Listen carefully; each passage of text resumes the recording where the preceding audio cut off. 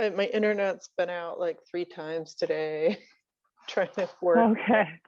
It's not good. Well, I'm calling this Ordinance Review Ad Hoc Committee meeting to order at 5:07. The participants in this meeting are gathered remotely during the COVID-19 pandemic as a result of an executive order by Governor Baker on March 12th, 2020, almost a year ago, allowing us to do so. Present at this meeting are Tom Peak, Barb LaBombard, Helen Korchik, Omar Gomez. Shoot, am I still here? Oh yeah, okay. Sorry, my screen went away. Kay Collins, and did I get everybody? And Omar Gomez, Tom Peak, I think I got everybody. Myself, Lindsay Rothschild. Okay, my phone rings, my whole screen just disappeared because of the Apple situation. But I'm glad it didn't go away. So there's no one here from the public, but also, is there anyone here from the public who would like to speak to anything not on the agenda? No, okay. Approval of the minutes from January, from March, what is it, February 2nd. Does anyone have any comments or changes to the minutes? Do you have a chance to read them? I did. I can make a motion to approve those minutes. Seconded. Okay, great. Okay, all in favor, roll call for approving of the minutes. Omar Gomez? Abstain. I wasn't Oh, there. yeah, you weren't here. That's true, you weren't. Okay, Collins? Aye. Yep. Helen Korchik? Aye.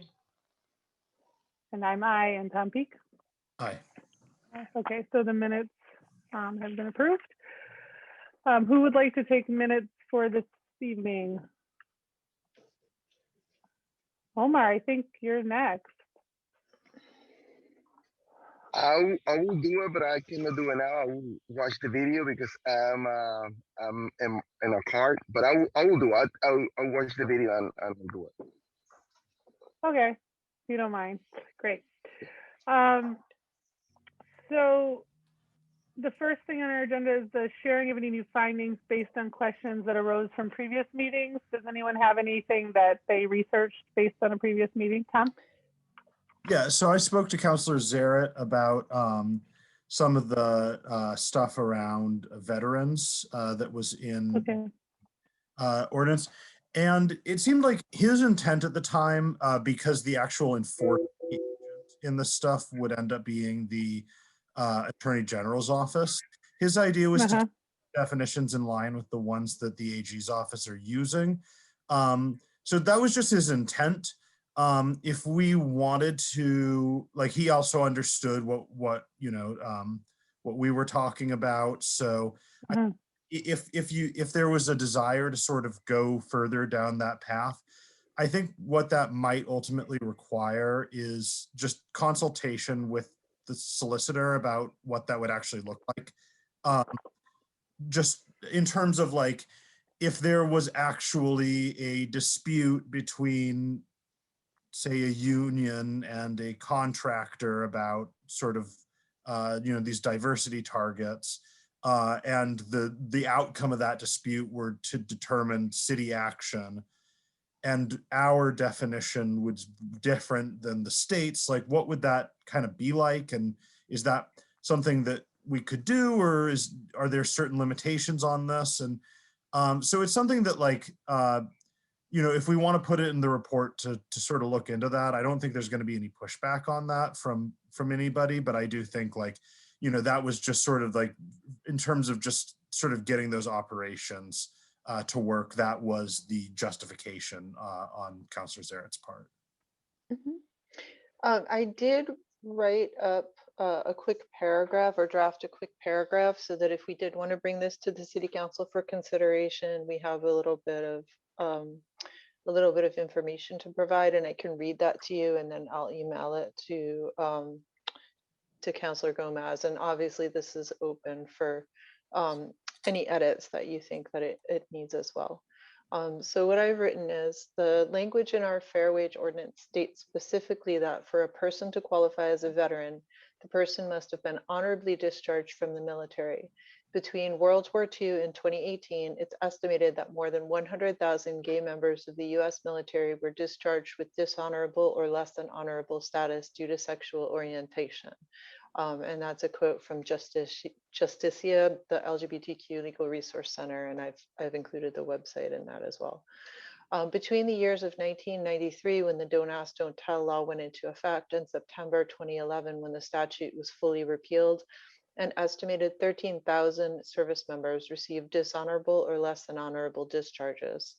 Once Don't Ask, Don't Tell was repealed during President Obama's second administration, rather than automatically reversing those discharges, veterans were required to apply for a reversal and subsequent eligibility for veterans benefits, including medical care, pensions, and the GI Bill, which provides funds for education. The ban on trans service members serving openly was reinstated in 2019 and removed by President Biden by executive order at the start of his term in 2021. As of July 2018, only 500 service members had gone through the appeals process, requiring veterans to hire lawyers, and 80% of those discharges were corrected. Legislation to automatically reverse those discharges has been proposed but not yet passed. And I can certainly, I want to quote the actual section of the ordinance as well. And then I thought to add potential amendment language to ask that the city of Easthampton consider amending the language in that particular ordinance to say honorably discharged, or any veteran that received a dishonorable or less than honorable discharge solely due to their sexuality or gender expression. Thank you. I really liked what you put together, and I feel like we're coming up with some global suggestions about how to make our language and our ordinances more inclusive. And so it could be like anywhere the veterans mentioned in our, in our ordinances, that we include this, this group of people in that definition. Maybe, maybe we can come up with some like global recommendations for the whole ordinance, or the whole body of things, like how we're changing pronouns, and I don't know, but I think I really like that. Do you guys, anyone else have any comments? Yeah. I have one, but it's not exactly related to this. So if anyone has any comments, like specifically on what Kay wrote, which I thought was great, they first. I don't have them that. I do have one on the same topic, though. I attended Jim McGovern's, it was like a webinar Zoom about diversity and construction projects. And so I had my, I had my question ready about, because they talked about all the diversity targets. And during the whole meeting, they, when talking about gender, they just talked about women. There was nothing about non-binary folks or LGBTQ community. So I asked that question during the meeting if that was part of any diversity targets. And there was kind of like, no, like a little hemming hawing. But actually, Lisa Clausen, who's the Carpenter Union, what's her title exactly? But she works on these. Do you know what her? I forget what her title is exactly. But she followed up with me. Yeah. I had to look at my email, but she followed up with me after, and she said that she was sorry she didn't have a better answer in the meeting, and that she really appreciated the question, and she wanted to follow up and have a meeting with me to help increase those, to make those targets more inclusive. So we're actually meeting this week and or next week, and I was even going to say, like, if any of you wanted to attend, I could ask her. Like I thought, Kay, you might be interested in coming to that meeting too, or anyone else. So we were talking about meeting either Friday or next Tuesday. So, and she did mention that one of the colleges that was present in the meeting, she knew they were looking to add that in their targets, but since they didn't speak up in the meeting, she didn't want to, like, she didn't want to bring that attention. She didn't want to say that if they weren't going to say it, but she knows that people are talking, that conversation is out there. So, I mean, just the conversation that and I told her with the conversation, I told the whole group there, the conversation came from our ordinance review process. And so it's kind of neat to think that like us asking these questions could actually impact the whole policy overall. So just that's something that came out of that. So I'll follow up if anyone wants to join that conversation. That would be great. That would be great. And I would love it if I had the, if I, depending on when the meeting is and work, I would love to be able to jump into it at least for a little while. I think it's great too. And I don't want to do that thing that we do sometimes where we say, well, there's the potential for it to change on the state level. So we'll just sit back and wait for that. I would love to see us be a leader when it came to that.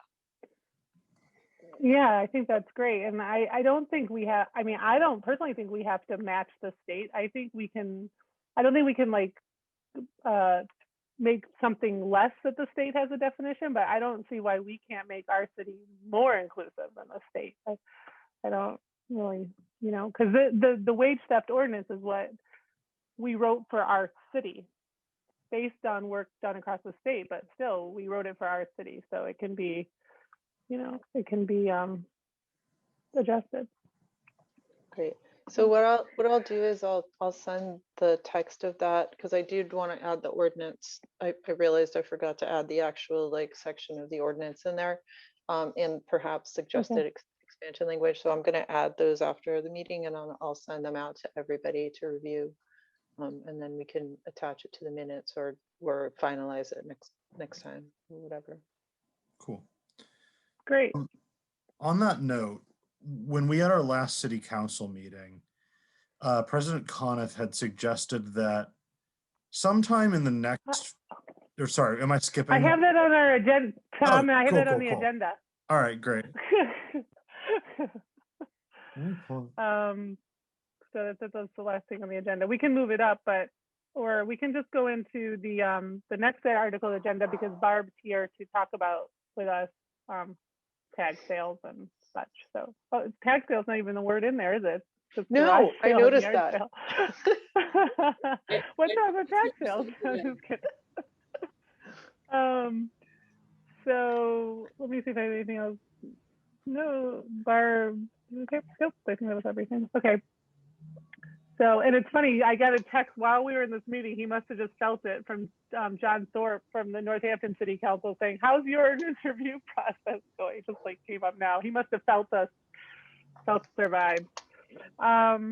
Okay, so let's just dive into chapter 5 and 6, shall we? Maybe you want to start with the elements that you wanted to talk about, Barb, since you're here. And you can do it however you want. Because I got some in 6 that I want to talk about too.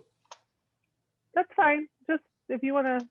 Well, why don't you just start with just the beginning and just work your way through? I'm fine with it. Okay. All right. A lot of really started. Here, but... Yeah.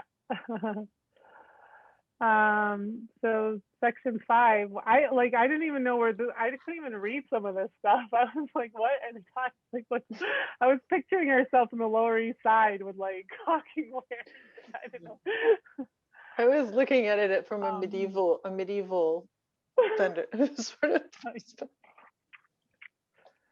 I know. Yeah, this is all definitely very 1945. A bunch of stuff clearly went down in 1945. Right?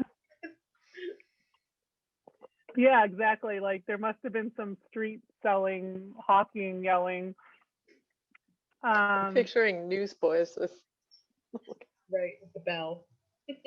Well, I like the use of torches. Right, the torches. Yeah. Right, the torches. That's why I went medieval with it. Gosh, I just lost my AirPods.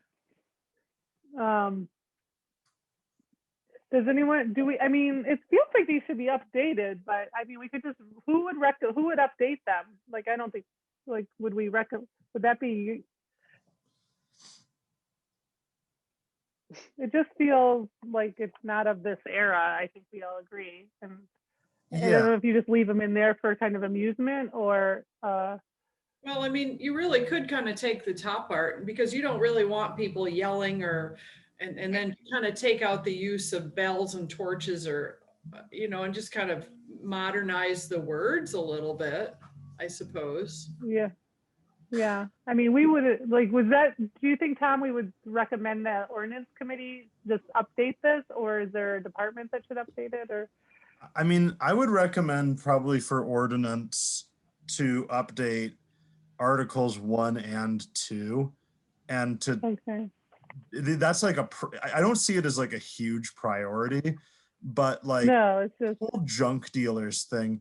I have this whole, like, I don't know if you want to call it like libertarian, but let's just call it that for these purposes. Like I have this little libertarian streak in me that whenever I see things like this, I'm like, okay, but who is this hurting? Like, why do we need to set up this whole apparatus to keep the junk dealers down? Like, what, Right. What's up with, like why what must even, they display a badge?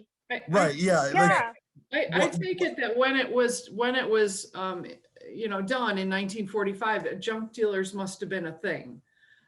So they had to, they had to make some guidelines for how they were done. There is, I think, one person in town who has for many, many, many, many years gotten a junk license. What he does with it, I do not know, but I think that he still does get it, believe it or not.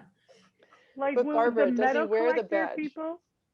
Yeah, does he wear the badge? And does it have the right measurements? I mean, they're talking about secondhand articles in there in certain places too. So we do have secondhand stores. I don't know.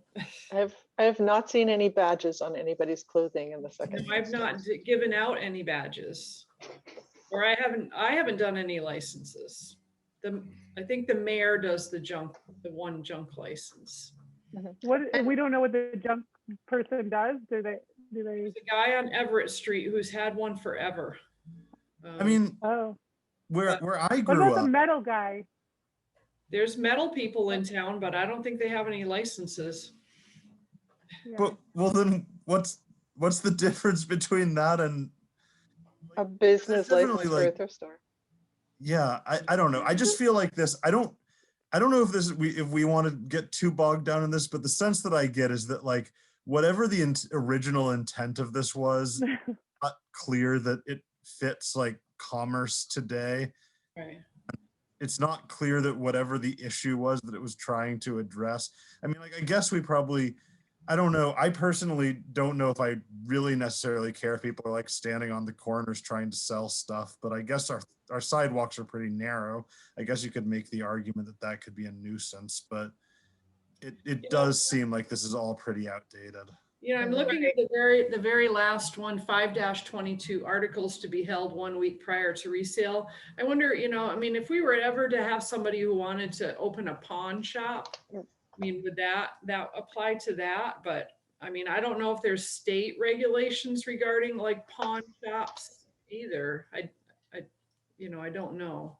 Or consignment stores that maybe sell things for people. Right, that's what, that There was is- exactly, Yeah. sorry, that was exactly my question on it, Barbara. I was like, are we literally only talking about pawn shops, not like the vintage shops that do consignment or the record store that buys people's records? Right. Yeah.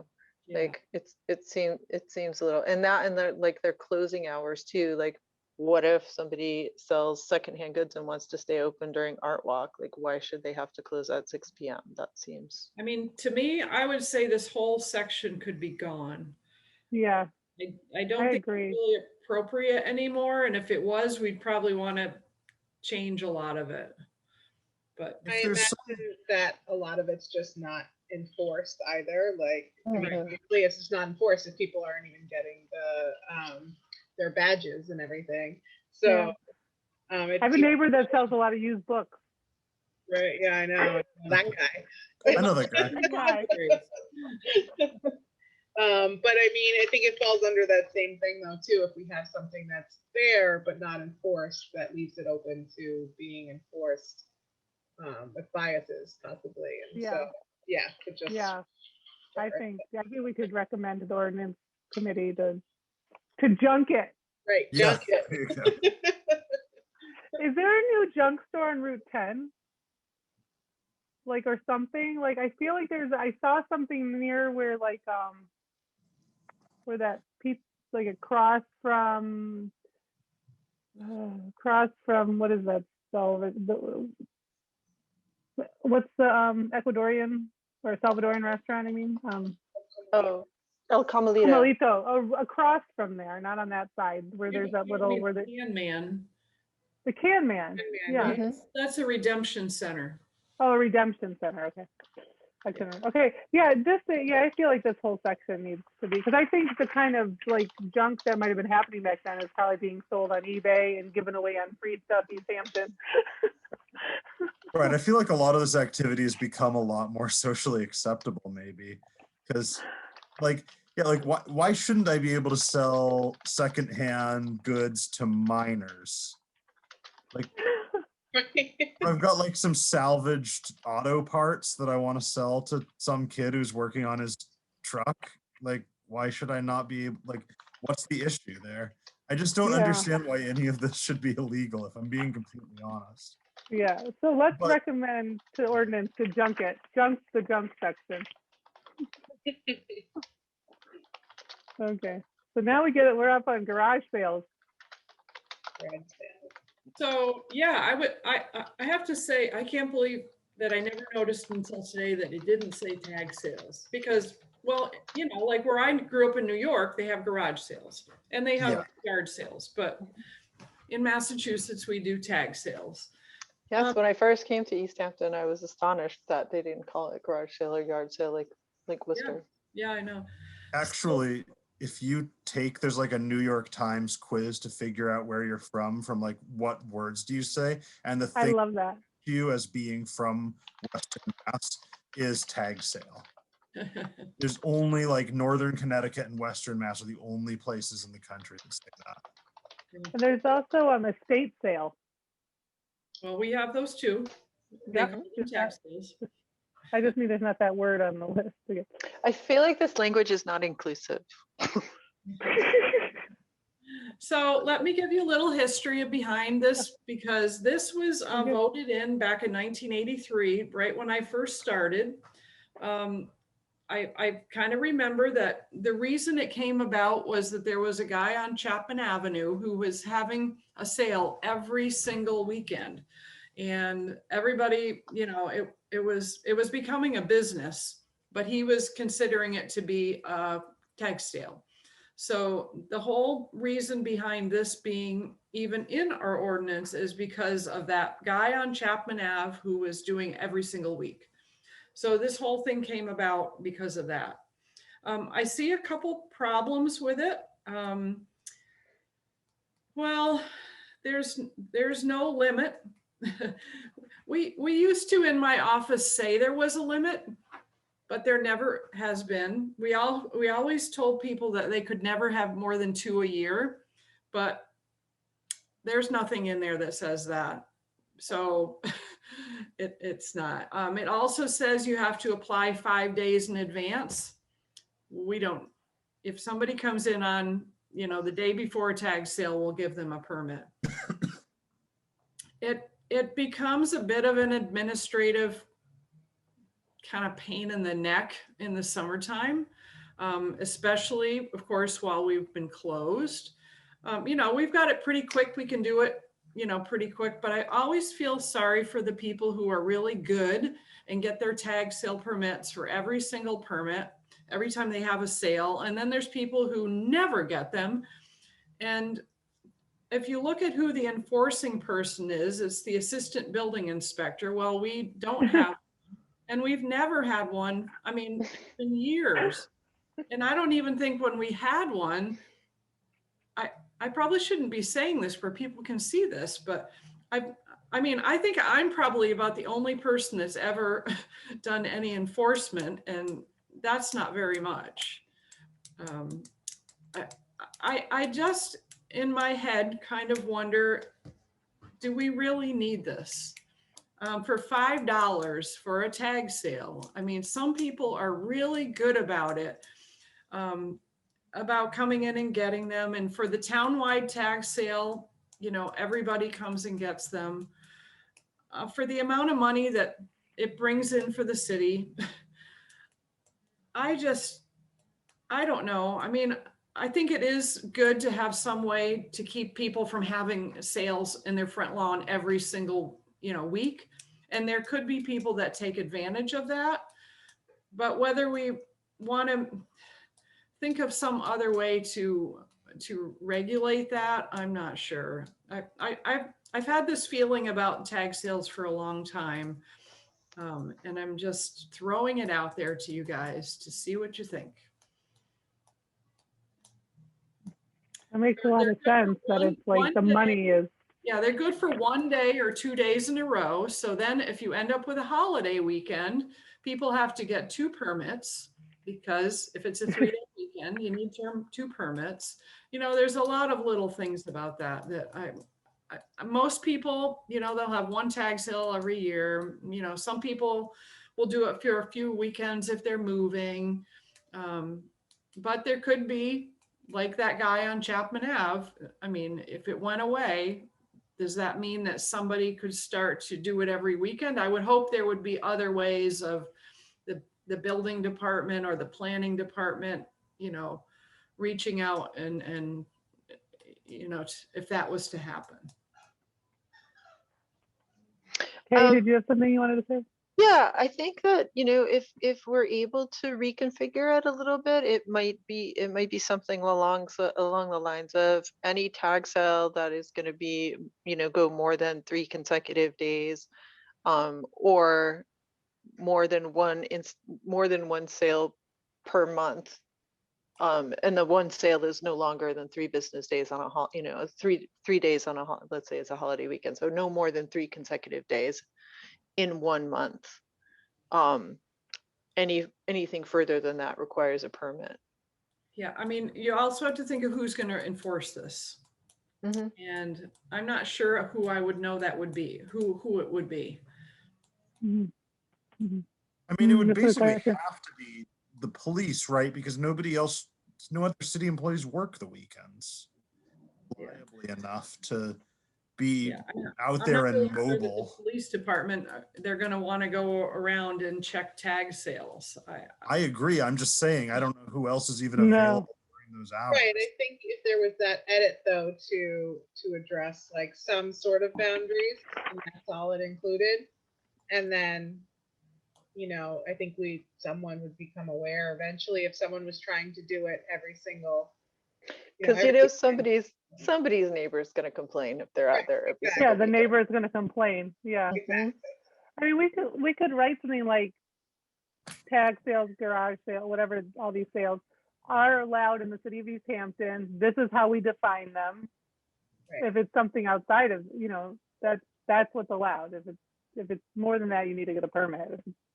Mm-hmm. Just kind of define what it is, and kind of things you were saying, Kate, just a different way. Because I see what you're saying, Barb. This just seems like a lot of administrative work for not much money. Only certain people do it. I mean, I've been guilty of having a garage sale and not getting a permit. I think because I just honestly didn't really know you needed one. Oh yeah, people don't even know. Right. Yeah. I do put it on the website, but people who come into town, I mean, they don't know. They don't know. And unless I'm going to a tag sale and I'm like, where's your tag sale permit? Nobody's ever speaking. Right. And that would take all the fun for you of going to the tag sale. You No. have to do that. I've done it. But Yeah, And I that's a agree. little bit of an accessibility issue too, because you're assuming that, you know, that it's making the assumption that everybody has reliable internet, everybody Yeah. has the facility to understand how to use it. It's a language issue as well, because to my knowledge that, you know, that's posted only in English. So, you know, so in terms of that, like, it's accessibility of somebody both understanding that you should go to the website and look to see if there is any requirements, and you speak English, and you know how to use the internet, and you can navigate the labyrinth that is the current Easthampton website. So I think that could be for like anything though. I mean, truthfully. Yeah, know, it's very, Right. law anywhere. Right. But So yeah, so maybe we'll make a recommendation to depermitize this. So, like, again, we don't have to, that's not our job to write it. Our job is to assign, give the ordinance review a big job. I mean, the ordinance committee, but like to deregulate garage sales, but to like define clearly what they are. Does that sound right? Yeah. We don't have to come up with a solution. yeah, it, Right, it but- was kind of my intent last summer to discuss it with Nicole about maybe waiving all the permit fees for last summer, but then the summer just went by and I got busy with elections and it just never happened. Mhm. Because you couldn't even have tag sales until like the middle of the summer. Okay, so would it just to like maybe have some, would we say a tag sale or any of these sales would be not more than 3 consecutive days or 2? What do you think? Well, right, because some people like to do the long weekends. Yeah, Yeah, 3 3. okay. And sometimes people start on a Friday afternoon, so not more than 3 consecutive days. I mean, Or you want to put a limit on how many people can have per year, or do you want to not bother with that? I mean, that, not really. Maybe per month, though. I see that. But that's when it's like you were saying, that's when if you're your neighbor and you're like, what do you have a store next door? You know, it's like, yeah. I mean, But I so also- maybe only once per month, like one weekend per month. Like, I mean, this is like many things in the ordinances and any laws is that until people complain about it, there's really, you know, it's like a complaint driven thing. So if somebody is having a tag sale next to your house every single weekend, then you're bound to complain and then you might look into it. But Right. otherwise, I don't think anybody's going to be out there enforcing it. And right. I think it's more, I mean, so is that not a good thing? It becomes a neighbor like, oh, you know, people are complaining about their neighbors. Well, Right. You know, it becomes a complaint driven, like you need to get kind of a permit because you're having too many tag sales. Well, what's too many tag sales? How do you define it? How, you know, so. Well, it seems to me like they would have to be creating some kind of other nuisance besides selling things that would cause a, like, is it too much noise? Is it too much traffic? Like, what is the actual? I mean, because in our neighborhood, we have I don't know if they ever get permits, but they do the estate sale on Cherry Street. They used to do the estate sales regularly on Cherry Street. And that was like an asset to the neighborhood. I mean, I don't know if anyone complained. It was like neat. They had great stuff. They were estate clean out people. Yep. So I know just where you mean, and they would occasionally get a permit. And I would go by okay. my own property, as you know, Lindsay, right across the street. And I'd be like, oh, they're having another tag sale and I know they don't have a permit. Yeah. So, I'm actually sitting on a chair from there. yeah, no, I mean, you know, so that Yeah. truthfully is an example of people who do have them more than they're supposed It to. is. And it is a business, really, because it's an estate clean out. They're estate It clean out is. people, and then they sell It the is. stuff there. Yep. So I will leave it up So to is you. that a problem? I mean, times are tough. I don't know. Well, that was You before. gotta- I mean, I don't. Well, sure, but I mean, times have been I mean, tough to for a me, it's while not a in one problem. way or another. I don't know. I mean, rather than preventing that though, maybe it's just an additional permit that needs to be requested. Like that would be the place, an instance in which we required a permit. You want to do this regularly all summer long or as long as you can all year. Yeah, then you can pay the city. That's different. right. Then you can pay the city, and it can be like, $50. Mhm. Right. Or does Make it that, worth your. It's yeah, a or does side that hustle. become something that goes to like the planning department? Like, does it become a zoning kind of thing? Or you're running a business in a residential neighborhood? You know, are you really doing, I mean, there are people that if they're doing it every weekend, then it becomes a business and it could be in a residential neighborhood. And Yeah. that falls under a zoning or planning kind of issue. So, I And also, that though, may I want do to, want to be sensitive to like the fact that there are probably people like Barb, you mentioned this before, if you're in the process of having to move or having to sell a house of a loved one, you might want to get a lot of stuff out of there, and it might not all go in the first weekend. Right. Luckily, we don't actually have to figure this out. I mean, this is super interesting, but we don't like have to figure this out here. Yeah. So we don't need to come to like a definitive thing, but I see what like I agree. This, I could see this getting reworked and substantially pared down. Yeah. Okay. So maybe that's something the ordinance committee could invite the planning board or zoning board, like kind of reach out to them on this topic in terms of an ongoing business. Right. I versus think the garage sale. kind of idea is you got to look at why it was even created in the first place.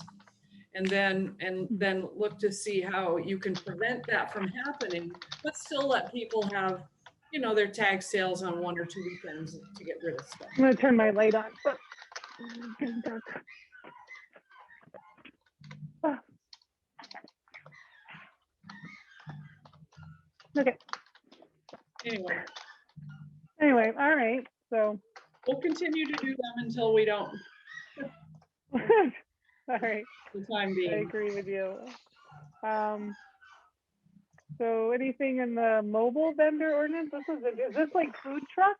Is this So the mobile vendor thing is also kind of falls to my office, and it's kind of, I know it's been reworked and revisited a couple times.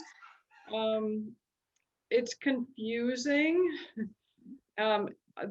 Okay, back when we used to have fireworks, there were people that would come and they would, you know, the people that were selling the balloons and all this stuff, they would all come in and they would get their 1-day mobile vendor license. Because you have to have your state hawkers and peddlers license. And then they would get a $10 permit for the day. And that's pretty much all the mobile vendors that we ever did. So last summer, there was a guy that wanted to have a hot dog stand up in the corner of 50 Payson Avenue at the, you know, he was there. So he Yep, came I in. had one. Yeah, so he had a state hawkers and peddlers license. We sent him down to the health department. He got his health care. I mean, the guy paid $200 for the, you know, to do it for the whole season at the corner of 50 Payson, got permission from the city. So we did that. But then there's been other people who wanted to have hot dog carts, and it's kind of like, well, we would kind of send them to the Board of Health because they're food. It's just a little confusing. And then there was the whole food truck thing that came up, and that just kind of went away because it became just kind of, that was also kind of confusing. There, if you look under that, there's also a reference that still 5-41E talks about the annual fireworks festival. Right. Mhm. Maybe we'll have that back again someday, but that little subsection is specific for the fireworks. Does that need to go away? Maybe. Mhm. And it seemed to reference some updates to that. It seems like they were tacked on to accommodate like events at Millside Park and you know, the cultural chaos where there's food trucks and vendors.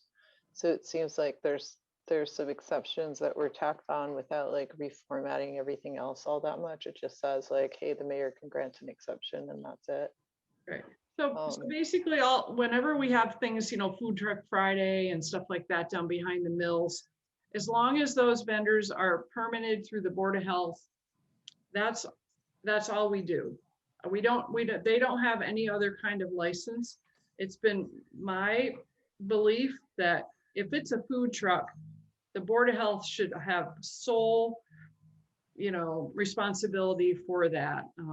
And they shouldn't have to come to the city to get a mobile vendor license. As long as they're licensed through the Board of Health, I think that's good enough. That's kind of what we've been doing. So as far as the other fee, the $200, the only one I know about is that one guy who came for that little hot dog cart. What about the popsicle vendor? Like what kind of, is she just licensed through the Board of Health? Yeah, she's through the Board of Health too.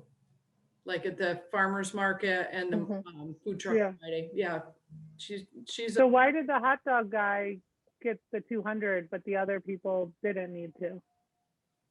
he, you know, I think it was because he was on city property and he wanted to be there for the whole season. Yeah, it's a little, I find it a little conflicting. Like Yeah. what needs just Board of Health and what needs the mobile vendor? It's Right, too, because there's sections about people, like, yeah. and how do exceptions apply, like, for the farmers market and stuff, because there are sections that cover um farmers being able to sell their produce, and then there are the sections about exceptions, but it seems to be a little bit inconsistent, and and I don't know if the farmers market, I think it was Well, it was they're already started when this was I think written. through the Board of Health too. Right, so the farmer's market as a whole has its own permit. Like, does Julie with her popsicles have to get a separate permit, or is she covered by that one? So it does seem like it's very hard to understand where to go and what route to follow in order to Yeah, to I be. think a lot of this section originally arose because of vendors at the fireworks. And beyond that, So when we have events at Millside Park, then how are those? Because there's a lot of, the breweries and everybody's setting up kind of there. How are we managing those exactly then? yeah, that's either through that's Park and Rec. Yes, if you look at subsection D under 5 says Right, it identifies those that's Park properties. and Rec. So that would be like the Board of Health and the Park and Rec. Right. And as long as they're both okay with it, then that's all they need. Then I guess, And then like cultural chaos, that is just, I guess, The Board of Board of Health. Health. Yep. So, I mean, but truthfully, Sorry. I would just imagine anything food related is gonna go to the Board of Health no matter what. right. So Mhm. if you fall under that category, like, and Right. I just guess the make question that I'd ask from there is, if you have the Board of Health handling this stuff, what exactly is the purpose of this specific ordinance? Yeah. This might be a chapter that a section that it would maybe make sense to have the Board of Health look at, and maybe just have them review it and see like what they think about it. Okay. Because Okay. a lot If of it's the things- redundant, like, A lot of the things that fall under the mobile vendor actually are more like mobile food vendors. I mean, it could be, selling wares was, well, except sometimes you get people, selling rugs and, selling things in private parking lots. But otherwise, it was mostly for the fireworks. So, this is a nice like historical lesson, this whole chapter. Yeah, I appreciate you dropping in on this one, Barb, because there's so many. Yeah, that we would have seem- been lost. okay. But yeah, I think that's a good idea. I will send it to Bree and ask her to look at this and see if it's redundant, because I could see like the gentleman who had the hot dog thing being like, if he started talking to the other food vendors, being like, hey, why did I pay the $200? right. I mean, he That did doesn't have seem a fair. he did have a food license, and I think we felt because he was on public, in the public parking lot of 50 Payson Avenue. I think that was why he did it, because he definitely had a food license as well. So, But I think this would be a good section to have the Board of Health kind of take a look at and just see what, Okay. if they have any suggestions. Right, and it might be Sure. something as simple as we modernize the hawkers and vendors section for non-food based, Well, non-badge wearing people. Well- And then we have a second section that says anything food related needs to go to the Board of Health and permits will be issued through the Board of Health. Yeah. And there probably does still need to be some sort of language saying like special events. You know, how are those handled, right? Like, so if parks, you know, events in parks are handled by or regulated by the Parks and Rec department, or, you know, mayoral exception can be granted under certain circumstances, that's still fine. Because, you know, I don't know if mayoral permission is needed for Millside Park events or cultural chaos, but the way I'm reading that exception language seems to indicate that you have to apply to the mayor for anything else. So I think that it could definitely be cleaned up and tightened up and made a little bit more clear and accessible. Yeah, it's definitely, I was thinking about accessible, like if I were to plan an event in Easthampton, which I was working on a group to plan before COVID happened, I wouldn't even know what I was supposed to do if I like if I was like, I'm gonna read the ordinances, and then I would read them and I would think I don't really, I would call you, Barb. So like you know, like say the park department has a you know, sometimes they have their craft fair kind of things, you know, up at the, what do they have, like a tag sale, like they have a tag sale up at the park property. I suppose that really could fall under this, but because it's a park property and a park project, they just handle it. There is, under the state law, there is a state hawkers and peddlers license that people apply to the state for, and it allows them to go community to community. And it's an actual permit that they get. It's like $60, I think. And we would always require that for people coming to the fireworks. That is mentioned in there. That's the chapter 101, section 3 of the general laws. But so there really is a state hawkers and peddlers license, which allows people to, you know, go city to city. And do they have to have it? We get always something in our state, required city? it for the fireworks people. For the fire, okay. It just, all right, it just feels, yeah, it seems like there needs to be like a conversation too between like maybe your office, the Board of Health, and Parks and Rec, just like how do we, like a flow chart, like if this is what you want to do, like where do you go? Yeah, it's always been confusing, and it's never been clear. That and the like taxi licenses, that's another section. Yeah. Oh, I mean, God. in general, I feel like if someone wants to do something in the city, they shouldn't have to ask more than one person in the city. That's just my, Yeah. that's the ideal, right? Is you ask one person and they figure out whether you can do it or not. And then you do it or you don't. Which is what we try to do. Like if somebody comes and wants to sell food, we send them to the Board of Health. If they want to do something at Millside Park, we send them to, if it's food, Board of Health, but also Park and Rec. You know, you kind of figure out where they want to do it and then go from there. So I totally agree, Tom. Yeah.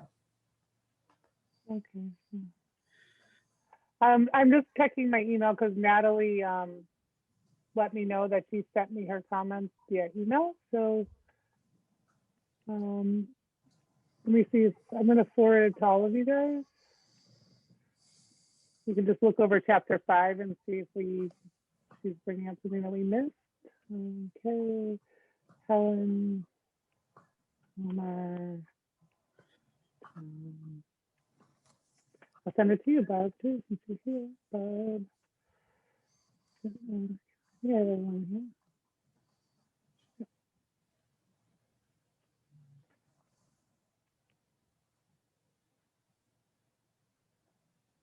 Okay. Just send it to you.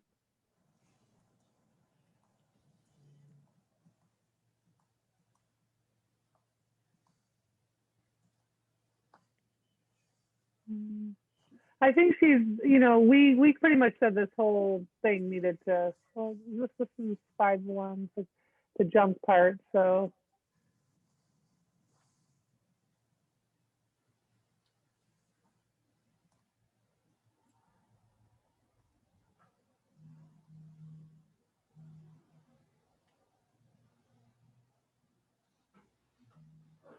Oh, okay.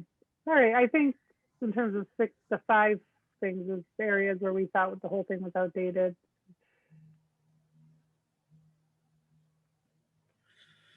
Housing, yeah, okay. So we're on chat.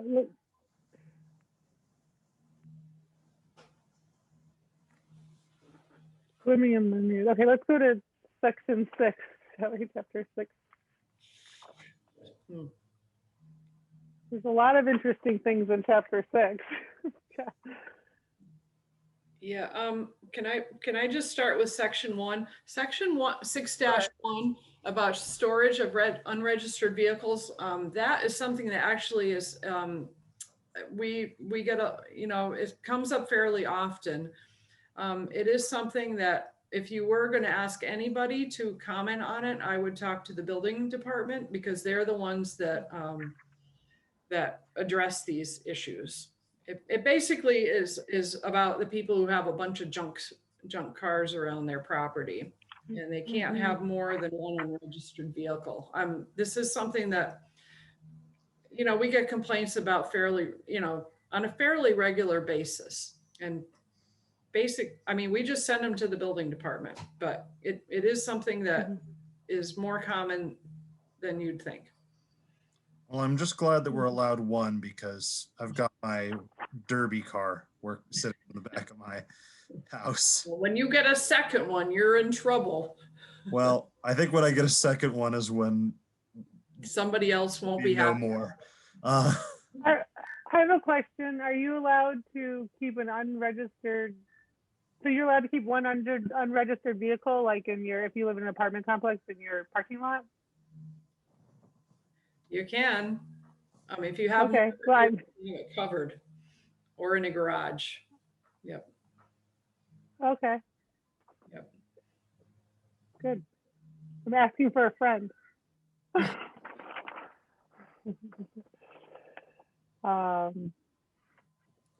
There's a bunch of other sections in here that are way outdated.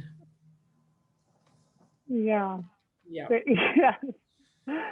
Yeah. Oh what my gosh. happened in 1945? 1945. Animal carcasses Yeah. that led, because there's 2 things here on the same page. One about depositing animal carcasses in ground or in water, and then this one is about throwing, and section 6.4 about throwing animal carcasses into the sewer. Like, what happened?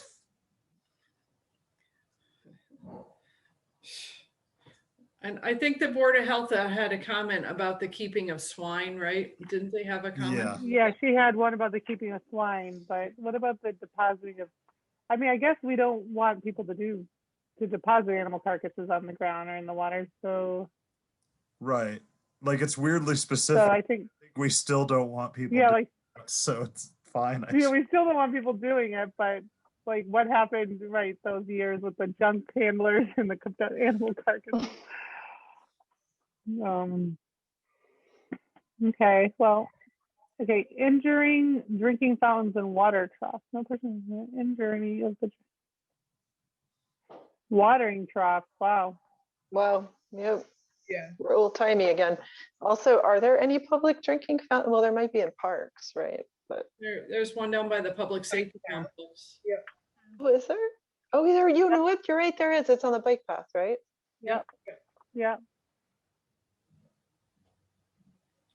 Okay. I think it should go without saying that you shouldn't injure them, but I also, Especially not their feelings.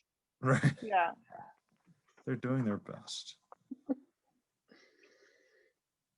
You shouldn't throw anything in the sewer. Okay. 6-6. Do you all know that there used to be a company on Main Avenue that sold, they made soda.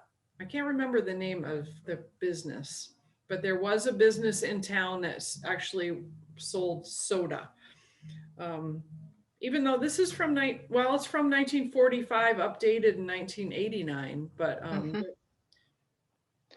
Was sarsaparilla still a thing in the 1980s? I And don't think.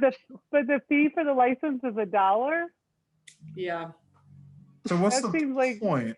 that's what's the point? That seems like a waste of your time to $1 to.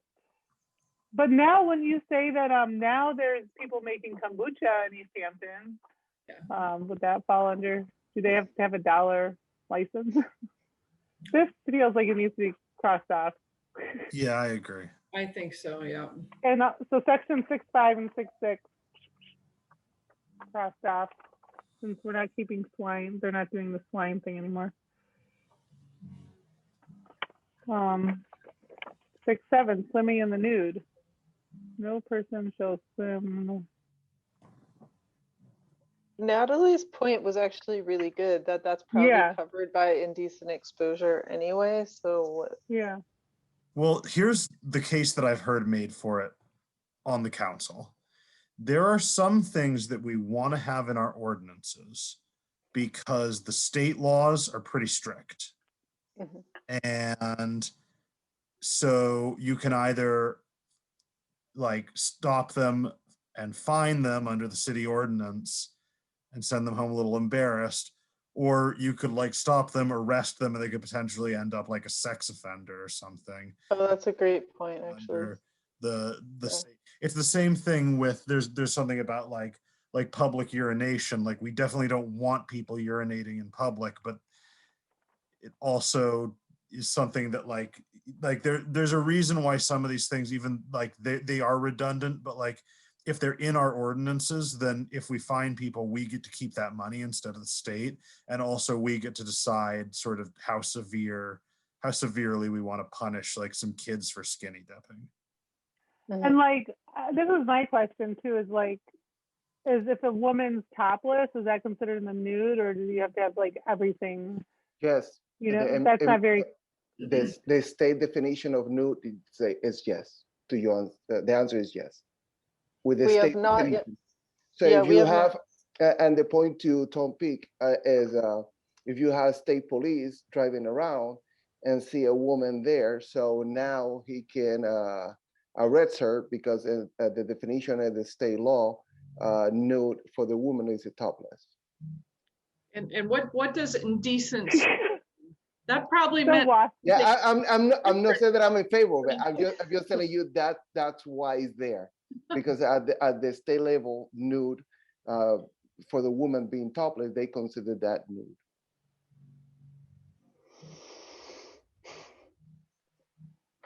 Okay, well, I don't like that because what is it? I mean, that can really inflict on Yes, breastfeeding, for example. I don't like either. When I I'm not. when I read it, yeah, but I'm not. no, but Yeah. when I read it a long time ago, I was trying to fight like, you know what, this is unfair. Why the guys can be topless and the girls cannot. So Thank and you, Omar. then I was doing the Thank you. homework Thank and you. I find out the definition, and that is because it's state. Yeah, and I worry about that actually in terms of just for the fair equity and just also how, you know, just how tightly wound Americans are, but in terms of topless women. But I also just, you know, some communities have used this to enforce restrictions on breastfeeding, and that to me is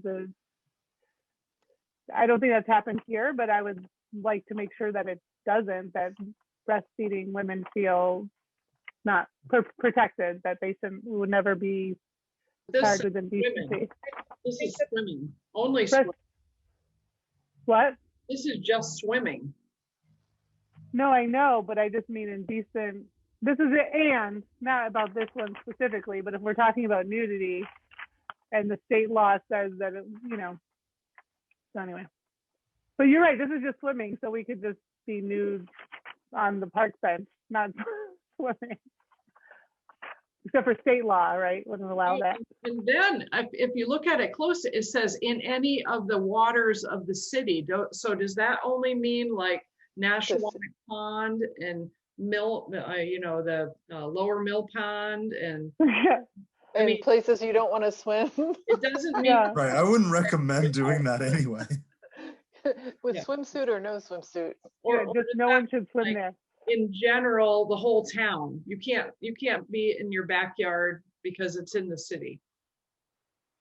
No, if I get a swimming pool, I'm gonna swim however I want there. It's my backyard. Mind your own business.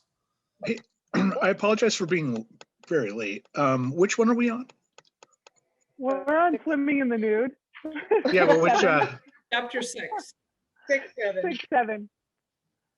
We just to catch up, we junked the junk section, and so swimming in the nude. Can I I feel like ask, this one should be taken off, or just because it doesn't make sense in the way it's written. But yeah, Omar. can I ask if we can share this on the screen, so in case someone of the public want to see this video, they can see the language that we're talking about? Sure. Hold on.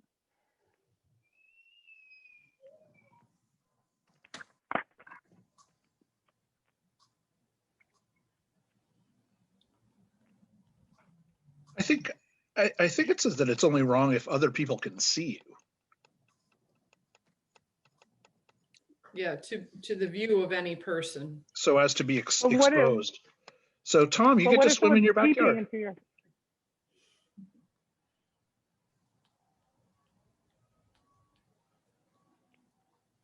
Okay. I think the wording is outdated. I mean, I think it is too. Well, It's yeah, talking about exactly. factories and I think it's outdated. I mean, if you want to keep it, I suppose you could change it. I think we should strike it.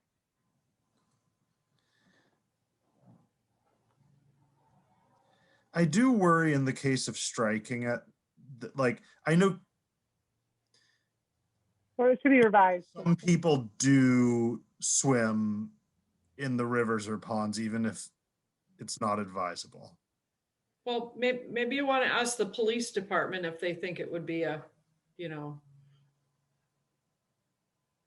like Right, this would be a good question to know Mitch? what the frequency of ordinance, of enforcement is. I mean, I- All right. I don't see any fines. Okay, so I'll email Mitch. He said if I had any questions, just frequency of nude swimming enforcement. Yeah, there's nothing under the 615 that says this, Okay. nothing.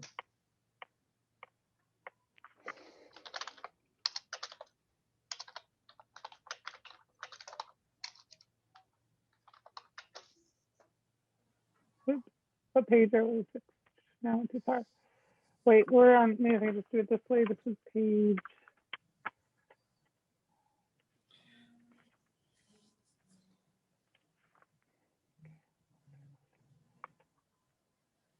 Okay. So the nude, swimming in the nude. Okay, so that needs to be. We'll ask about that. But it definitely needs to be revised, if anything, because it doesn't. I would think 6-8 would also be one to ask the police department about. Yeah, because I see kids hanging around all the time. Like, I don't know what the issue is. Like, you don't want kids hanging around outside. Yeah. And probably 6-9 too. It says between 10 and 6 a.m.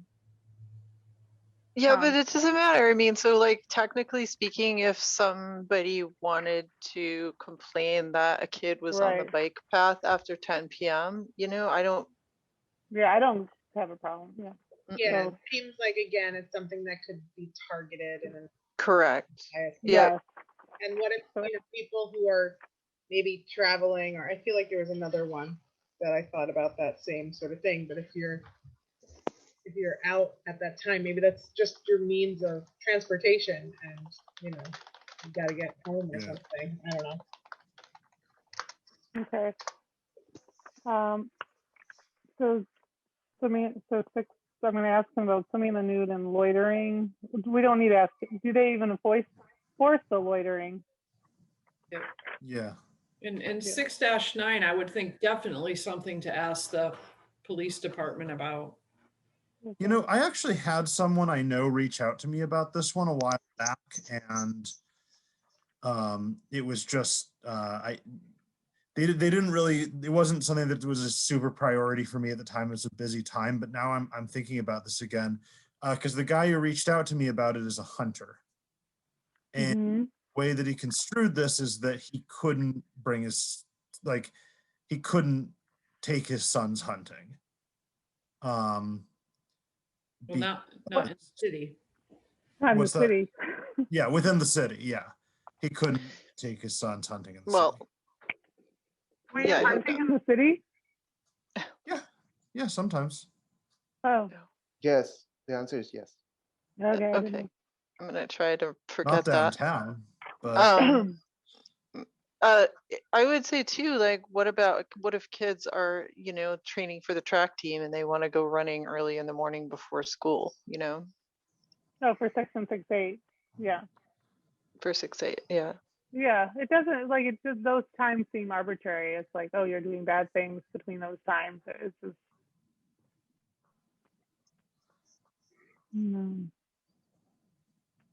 okay. So we're gonna ask about 6-7, 6-8, 6-9. Do we want to ask just if that includes hunting? Is that what you wanted, Tom? yeah, I'm just curious how that. Okay. I almost feel like just a lot of this in 6, it's so many different. This goes to so many different topics. So it would help for Mitch to just do an overview of it and look at it. Dogs running at large. So this is one that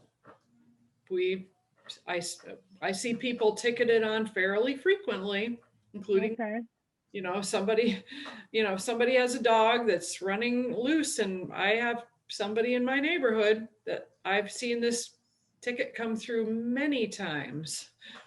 So this is a section that is actually used by the police department for people whose dogs tend to get out a lot. Well, and I kind of get that because it can be dangerous. I mean, I saw a dog get killed on my street a couple of years back. That sucked. And there's dogs like mine who don't have amazing social skills, and that's not an issue. Mhm. Other people's dogs don't show up uninvited. And I Yep. also know that it's just a huge drain on police resources. Like, if you've checked the Easthampton Police Department's Facebook page today, there's like 2 or 3 different comments about random loose dogs that they found just today. Yep. So I don't know if I personally have an issue with this. I mean, if you're a dog owner, you really should be trying to not get loose all the time. Yeah, for everyone's safety, including the dogs. Hey, I just have so many things open on my screen. If you happen to have Natalie's open and things come up, will you just include it? Or anybody? I'm screened out over here. Yeah, hold on one second. Let me see if I can grab that. But I think she's pretty much on the same. Okay. Yeah, I mean, she had some comments she had some other comments with section 5. I think some of the well, we're gonna scrap most of that anyway, so I think it's fine. That in 6-2 the depositing animal carcass should be a finable offense and should be dealt with animal control. We don't 6-7 have animal control. I was gonna say that too. Yep. And then so her next comment is about 6-14. So Okay. that's about where we're at anyway, right? Yep. Yep. Anything to do with anyone say anything about the public consumption? It looks like this was updated last year, probably because that was just updated. Yeah, I was on the, I think, Lindsay, you and I voted on that one. It was yeah, it was going to start with I think that initially that was supposed to be an overhaul that sort of now that like, that cannabis is legal, sort of sets public consumption ground rules for that, and also for alcohol, and keeps them sort of comparable. And then for some reason that didn't work out, but in the process, the committee noticed that, there were just especially like the places that were listed as sort of city locations, and that there were some of them were actually, we do allow that sometimes. I'm struggling to remember every detail of it though. This is, I mean, I don't think it's being enforced as much, but it's just with COVID, I've found that this, like, there's a need to drink in public. I mean, I'm not saying that to be funny. I'm just saying there's not a safe place to drink with friends privately, just to have like recently I got a beer from New City, and we just drank it in illegally. I broke this law, I'm saying that, but there was no way not, I just, these times are calling for different kinds of behaviors with the limitations and the pandemic and everything. But I think we don't need to get into that, but hopefully the pandemic will be ending. It's interesting to think about when your inside places aren't accessible anymore. Yeah. Right. Right, Yeah, I so- know it would be nice for people to be able to have a picnic in the park with their friends and bring a bottle of wine and not have to worry about. Well, if they're in the park, I think they can. Yes, Oh, you they can? they can with a permit. Yeah. Yeah, with a With a permit. permit. Yes, you have Okay. to ask the Park and Rec permission to do it, and they say yes or not. And I'm pretty sure most of the time they say yes if you can control everything there. Okay, so you just have to get a permit and you can drink in the park. Okay. Nice. Good to know. Is there a cost for that permit? I don't know because I don't drink. Mhm. but I know I know you can do it, but I don't know if it is a cost for that. What would be good too is if someone is drinking and they don't have a permit, that they could just pay for I don't know if there is a price for a permit, but that they wouldn't necessarily get punished, but they would just have to get, you know what I mean? Like, I don't know, just that you could just retroactively get the permit or give the information that's needed for the permit. Anyway. Okay, well, I'm not gonna. So what was the next part? She had a statement on 613, or It was not the salt on the roadways. Hold on one second. okay. Flipping back and forth a little bit. 614. We both. I Okay. had comments. She had comments on it. Oh. Yeah. Oh, like Bree did have a comment on 613. She did. Right. Oh yeah. Sale of tobacco. She had one on 613. Wait, she also had one on. No, she didn't. Yeah, it was just Oh that yeah. Oh yeah. this has never actually come across her Okay. desk, but that she would check with DPW and get back to us. Okay. She said I can check and see the. Right. Yeah. It was basically like, has it ever gone above the restricted limit? Okay, so I'm gonna 613. I'll reach out to me. I know she's always at the DPW. All right. Okay. And then invading the privacy of another by peeping.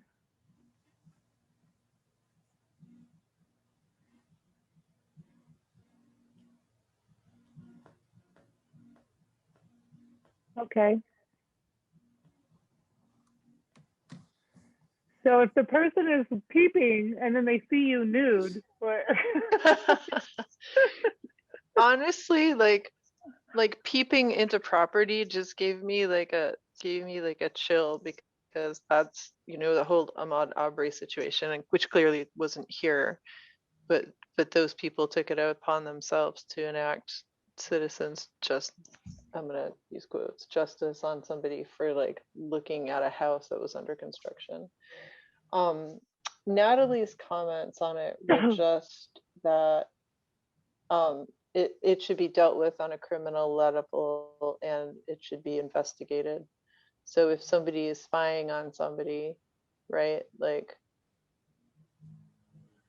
why is there, if it's I think her point is if it's a criminal, if it's already against criminal statutes, why do we also have it under ordinance subject to fine?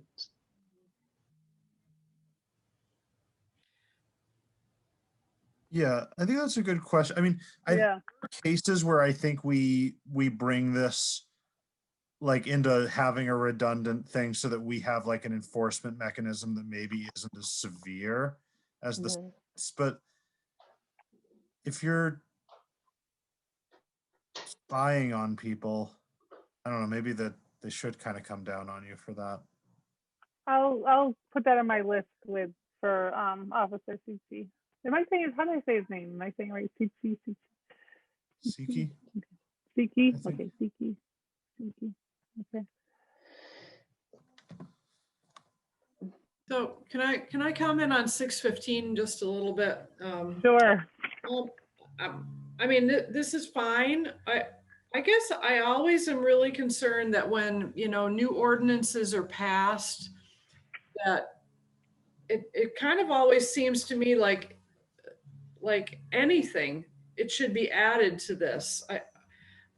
But we don't always do it. So I kind of, I always feel like, why, you know, like this does not encompass everything in the ordinance as far as fining. So can the police department, you know, I don't know, there's something about this section that I feel like the whole ordinance should be in here as far as any fines, but they're not.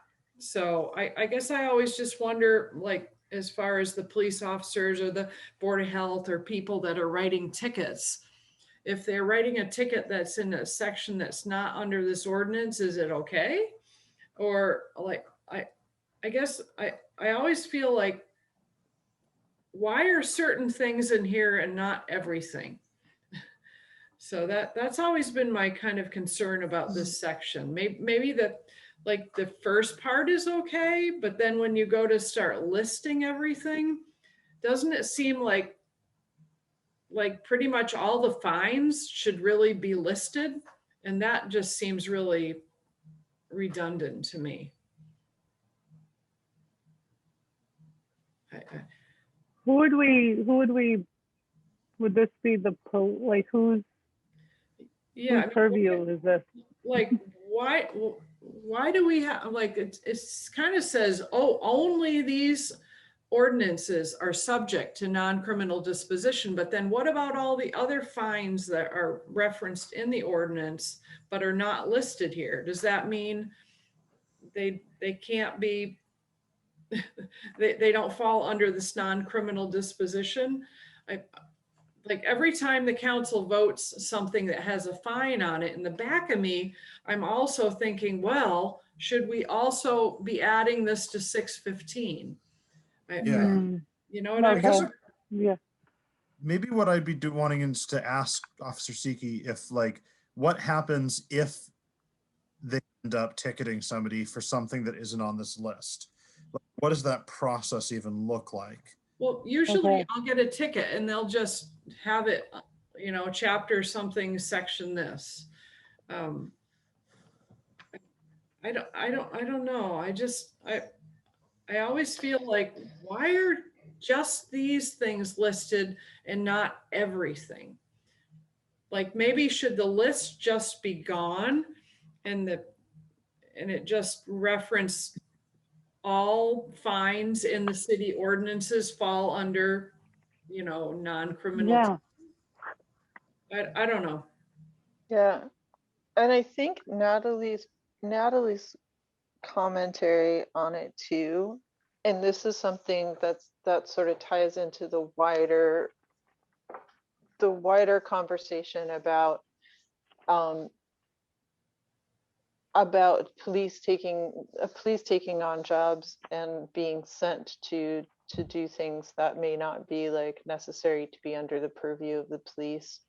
And that comes into, I'm going to use the term defund the police movement, but the reassignment of resources. Like, do you really need a police officer to come out to somebody's home because they didn't remove their snow fast enough? Or is there another department that could handle that wouldn't expose people to the potential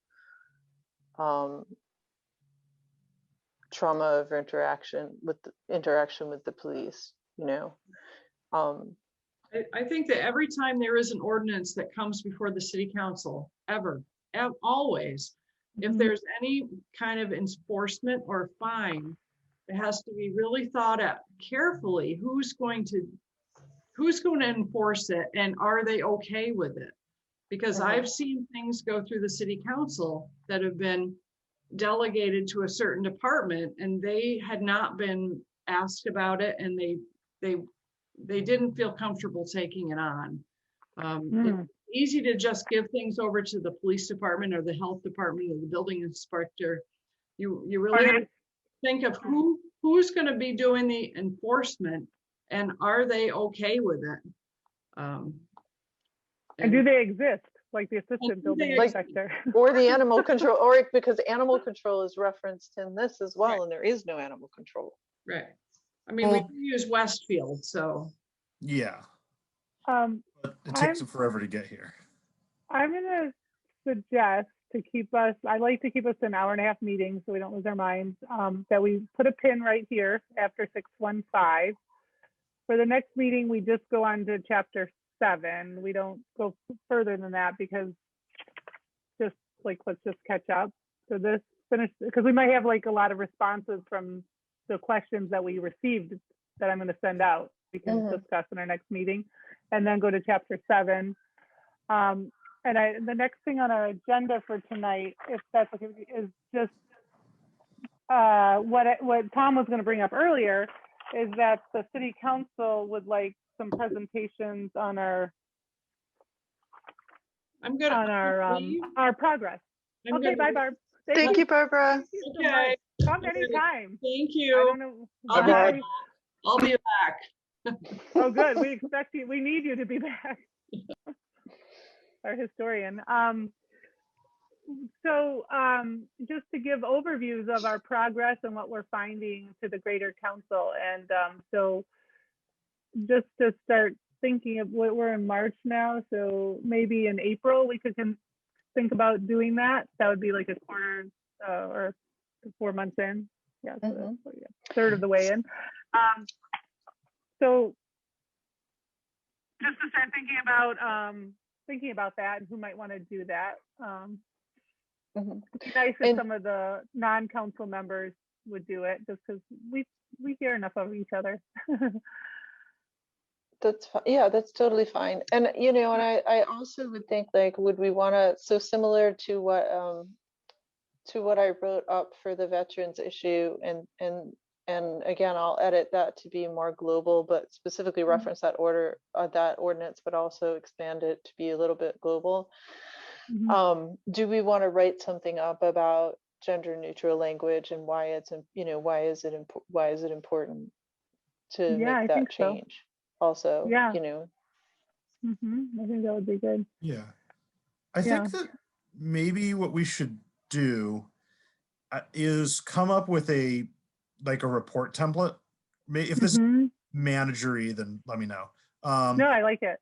But come up with a report template so that we can then so that it has like a standard form to it of section, the specific language, or start something with global comments, and then here's a specific section, here's our issue, which would allow us to either split the work up a little bit as long as we had an agreement on the form of this report. A thought I had. Yeah, because it's easy enough to go in, let's say the word veterans, right? We'll just take that for an example. Like, it's easy enough to go in and Control F the document to pull up any instances or occurrences of that in specific ordinances, you know, and it's the same with gender neutral language, saying we're proposing this globally. Here are the instances where it occurs. You know, here's what we're proposing and here's why. Yeah. So why don't we kind of put like our, bring ideas to the next meeting, and I'll put just kind of like our presentation framework on our agenda for next time. So we're just gonna like finish chapter 6 and get into chapter 7 and then talk about presentation framework. Just whatever we can get through in an hour and a half, but I really want to keep them to an hour and a half so you can plan your evenings. So Tom, do you want to draft a potential template since you're the managery person? Happy to give it a first shot. Great. I mean, I think you could also, if that template, maybe it could be a Google Doc, and we can all, if we have sections, we can work on them, and that way we can also make it collaborative in the sense that we, you know, have other eyes on the sections we're working on as well.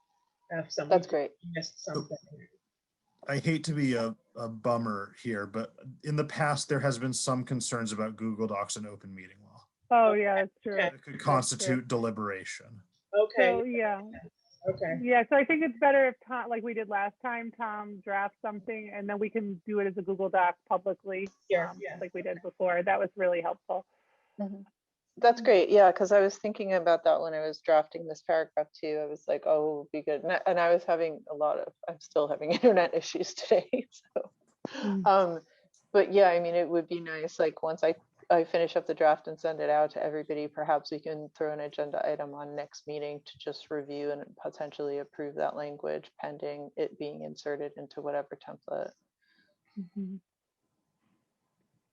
Great. And So, chapter sorry, 7. Lindsay, are we going to go through the rest of chapter 6? At No, the not next meeting? tonight. At the next meeting. Okay. Yeah, 6. And I don't even know, I guess we could start with 7. I could invite Emily to our meeting because I think it'd be good to have a personnel person when we're in personnel. Emily Russo. Yeah. This is kind of speaking to my ignorance of the history and stuff, but in reading the straw ordinance, I had some questions about it, but I know that's pretty recent history, but just the involvement of people with disabilities in drafting it and all alternatives and things like that, but we can leave that. Which one was that? It's the single-use straw ordinance. Oh yeah, we didn't hit that yet, did we? No. No. Yeah. Okay. No, it's within the general plastics ordinance. There's Yeah. Okay. Yeah. Oh yeah, I remember that. It's Yep. 621 or something like that. But I think, yeah, we can talk about that next time. So yeah, we're going to continue number 6 next time, get into number 7. I'll invite and go over our framework for presentation. And I'm going to invite Emily Russo she's the personnel director, because I think it's really helpful to have someone with a framework here. Does that sound good? Yep. Yeah. All right. I'll take a motion to, oh wait, our next meeting. We have to start the next meeting. That's what I always forget. So in 2 Tuesdays,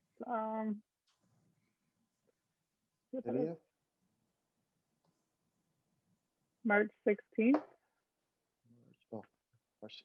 So I I could do it earlier if we did it. Well, that's going to be a lot of Zooming for me that night if I do that. But could do it. The Thursdays aren't good for some folks. No, Natalie and I both have a meeting Thursday. Yeah. Right. Okay. Well, I can just have a crazy. Can we do 5 again? 5. Does that work for everyone? 5 to 6:30 on which day? On the 16th. 16th. Yeah, that should be. It's fine for me. I think that's fine. sometimes there are planning board meetings that I don't know if they're talking about ordinance stuff or not. And I think that's one where they're not talking about ordinance stuff, but if that changes, I might miss a meeting at some point. Okay. The other option would be,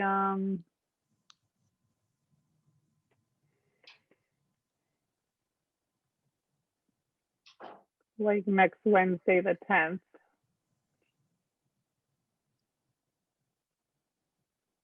Are you looking at the calendar, Tom? Yeah, yeah. I mean, I'm currently free on the 10th. Are those the 2 days that we can do is Tuesdays and Wednesdays? Yeah, but that Wednesday I can't. Oh yeah, you're on I'm fine. sorry. No, Oh, but you can't do, yeah, but the other thing, I've seen this coming from Puerto Rico that day. I have to pick it up. oh, nice. I know, and I'm going soon, not to gloat, but, I could also, actually, I was the one who couldn't do Mondays, but my Monday commitment is going away. So I could do Monday the 15th as well. If you guys want to do 5 on the, actually, no, I can't. No. I'd have, well, I could, but I just have to like jump off the phone and drive to hockey. That was too much. Yeah. So I would say that Tuesday the 16th, unless there's an issue, Tom. Yeah, I mean, worst comes to worst, I'll just miss a meeting. But Or you know what? I could do the Monday. I would just have to stop it right at 6:30 to drive to Holyoke. That's fine too. Whatever's easier. Okay. Okay. Does the Monday work for everybody? The 15th? Yep, it should be fine. Okay, let's do Monday then. A 5? Yeah. Okay. Because Tuesday, my other obligations on Zoom, and that would just mean like hours on hours. At least this one is not. Okay, 5 p.m. Okay.